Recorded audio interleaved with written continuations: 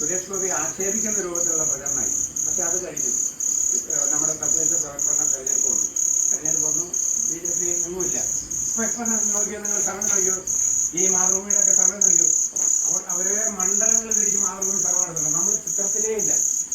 നമ്മളെ ഒരു രീതിയിലും ഒരിടത്തും കാണിക്കുന്നില്ല. ഇത് ഭയങ്കരമായ അജണ്ടയുടെ അടിസ്ഥാനത്തിലും ഭയങ്കരമായ അഴിമതിയുടെ കൂട്ടിന്റെ ഭാഗമായിട്ടും അത് അവർക്ക് ചെയ്തേ പറ്റുള്ളൂ. പക്ഷെ ആ ചെയ്ത് നമുക്കറിയാം തിരുവനന്തപുരത്ത് കണ്ടു. തിരുവനന്തപുരത്ത് എന്താ കണ്ടത്? തിരുവനന്തപുരം പറയുന്ന ജില്ല രാജഭരണത്തിന്റെ കേന്ദ്രം, ഈ പുരോഗമന കലാസാഹിത്യ പ്രസ്ഥാനത്തിന്റെ ഈറ്റില്ലം എന്ന് പറഞ്ഞ CPM-ന്റെ NGO യൂണിയനുകളുടെ വലിയ മേഖല, സെക്രട്ടേറിയറ്റുമായി ബന്ധപ്പെട്ടിട്ടുള്ള NGO യൂണിയൻ മാത്രമേ ഉള്ളൂ. ആ ഒരു നഗരിയിൽ ആരായിരുന്നു ഭരിക്കുന്നത്? BJP എന്ന രാഷ്ട്രീയ പ്രസ്ഥാനം ഇന്ന് ആ നഗരസഭ, ആ കോർപ്പറേഷൻ ഭരിക്കുക. ജനം വോട്ട് ചെയ്തിട്ടില്ലേ? ജനം ചിന്തിച്ചോടെ ഈ നാറിയന്മാരെ 42 വർഷക്കാലം CPM എന്ന രാഷ്ട്രീയ പ്രസ്ഥാനം അവിടെ ഭരിച്ചുകൊണ്ടിരിക്കുന്ന ഒരു കോർപ്പറേഷൻ 42 വർഷം. അന്നേരമാണ് ഇപ്പൊ രാജേഷ് വന്നിട്ട് വീടില്ലാത്ത ഇവരെ ലിസ്റ്റ് എടുത്ത് 20,000 പേര് 20,000 പേര് ഭവനമില്ലാത്തവര് യുദ്ധകാല അടിസ്ഥാനത്തിൽ സമയബന്ധിതമായി നിങ്ങൾക്ക് വീട് തരും, സ്ഥലമില്ലാത്തവർക്ക് സ്ഥലം തന്ന് വീട് തരുമെന്ന് പ്രഖ്യാപിച്ചു. എന്നാലോചിച്ച് നോക്കിയേ, 42 വർഷക്കാലം ഈ കോർപ്പറേഷൻ ഭരിച്ചിട്ട് ഈ വീടില്ലാത്തവരെ കണ്ടെത്തി അതിനൊരു പരിഹാരം കൊടുക്കാൻ അവർക്കായില്ല.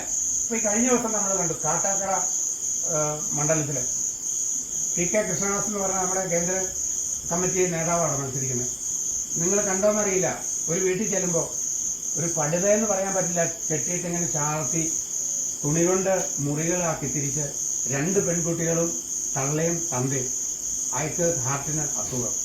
അതിന്റെ മുമ്പിൽ നിന്ന് കൃഷ്ണദാസ് പടയെടുത്തിട്ടുണ്ട്.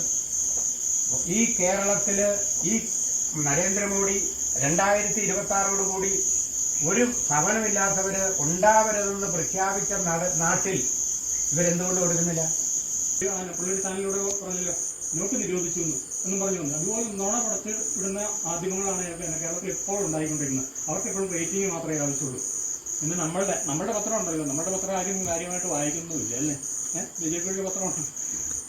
അത് എന്താ ചെയ്യേണ്ടതെന്ന് വെച്ച് കഴിഞ്ഞാൽ ഇതെല്ലാം വീടുകളിൽ കയറിയിട്ട് ക്യാൻവാസ് നടത്തി ഈ പത്രത്തിന്റെ പ്രചാരണം എന്നിട്ട് വീടുകളിലൊക്കെ എത്തിച്ചെങ്കിൽ മാത്രമേ നമ്മുടെയൊക്കെ വാർത്തകളൊക്കെ എല്ലാ വീടുകളിലും ജനങ്ങളുടെ ഇടയിലൊക്കെ സാധാരണക്കാരുടെ ഇടയിലൊക്കെ എത്തിച്ചേരുകയുള്ളൂ. പിന്നെ അതുപോലെ തന്നെ ലോണിന്റെ കാര്യം പറയുകയാണെങ്കിൽ വിദ്യാഭ്യാസ ലോണുകളൊക്കെ കേന്ദ്ര ഗവൺമെന്റ് കൊടുക്കുന്നു, ഇവിടെ ആരും അറിയുന്നില്ല. എന്നിട്ട് ഞാനൊരു കാര്യം പറയാം, നമുക്ക് ഉന്നത വിദ്യാഭ്യാസം നടന്നവർക്ക് പലിശയില്ലാതെ ലോണുകൾ ബാങ്കുകൾ കൊടുക്കുന്നുണ്ട്. ഇവിടെ എത്ര പേർക്ക് അറിയാതെ? നമ്മുടെ കോളേജിലെ വിദ്യാർത്ഥികളുടെ പേപ്പേഴ്സ് ബാങ്കിൽ നമ്മൾ സബ്മിറ്റ് ചെയ്ത് കഴിഞ്ഞാൽ പലിശരഹിതമായ വായ്പ നമുക്ക് വിദ്യാർത്ഥികൾക്ക് കിട്ടുന്നുണ്ട്. ലോൺ അടയ്ക്കുക നമ്മുടെ ദേശപ്രവർത്തനത്തിനല്ല, അതിന് ലോണുണ്ട്. നമ്മുടെ കേരളത്തിൽ എവിടെയെങ്കിലും സ്ഥാപനങ്ങളിൽ പഠിക്കുന്നതിന് ലോണുകൾ ബാങ്കുകൾ കൊടുക്കുന്നുണ്ട്. ഇതൊരു ബാങ്കിൽ ചെന്നാൽ ആരും ഒന്നും പറയുന്നൊന്നുമില്ല. ഇതൊക്കെ നമ്മളൊക്കെ ഇങ്ങനെയുള്ള വേദികളിലൂടെ മാത്രമേ നമുക്ക് അറിയാം. നിങ്ങൾ അന്വേഷിച്ച് നോക്കിക്കോളൂ, ബാങ്ക് മാനേജർ ചെന്ന് കാണുക, കേന്ദ്ര ഗവൺമെന്റ് ഇങ്ങനെ പദ്ധതി ഉണ്ടോ, ലോൺ തരുന്നുണ്ടോ, ഈ ലോണിന്റെ പലിശയുണ്ടോ എന്ന് ചോദിച്ചു കഴിഞ്ഞാൽ ബാങ്ക് മാനേജർ നമുക്ക് തരാതിരിക്കാൻ പറ്റുന്നില്ല. അപ്പോൾ ഇങ്ങനെയുള്ള കേന്ദ്ര പദ്ധതികൾ, അതുപോലെ PMC പദ്ധതിയുടെ കാര്യം പറഞ്ഞു.